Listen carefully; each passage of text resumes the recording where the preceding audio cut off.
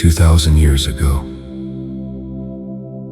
on a hilltop in Judea, stood the most magnificent structure the ancient world had ever seen.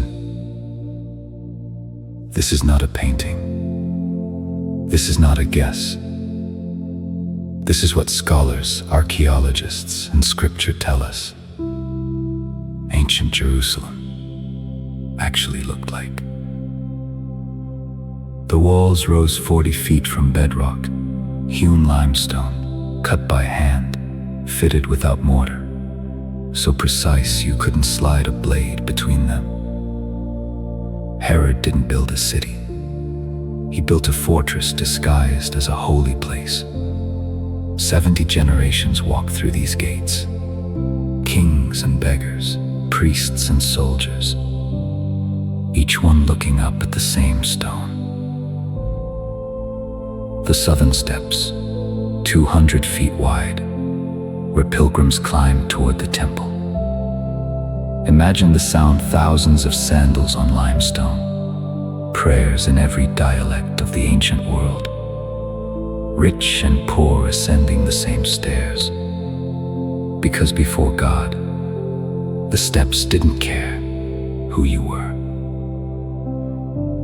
The court of the Gentiles, the largest public gathering space in the Roman Empire, colonnades of white marble stretched in every direction. Merchants sold doves for sacrifice. Money changers weighed coins from a dozen nations. This was not a quiet place. This was the beating heart of an entire civilization. Roman soldiers patrolled colonnades that Herod built to rival Rome itself, each column carved from a single block of limestone.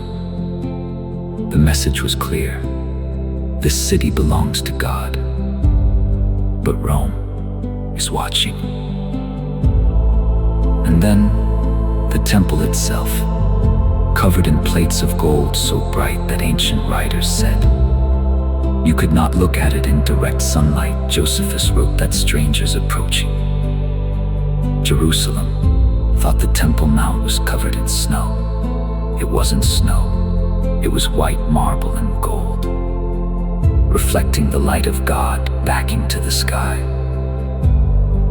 Before you could enter the sacred courts, you descended into the mikveh, the ritual bath, cold spring water from the pool of Siloam, washing away the dust of the journey and everything you carried from the world outside these walls.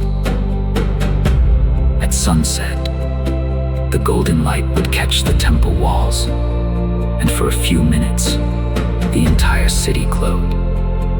The Mount of Olives cast its shadow across the Kidron Valley, and every person in Jerusalem, Roman or Jew, priest or peasant, stopped and watched the same sky turn from gold to violet over the house of God.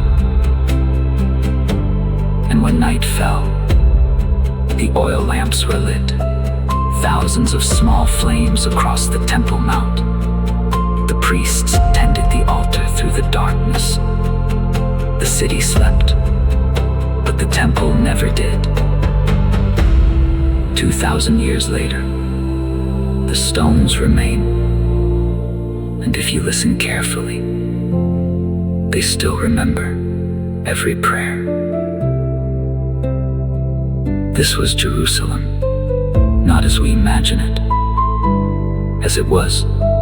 Subscribe to Devine NightFall and walk through the ancient world,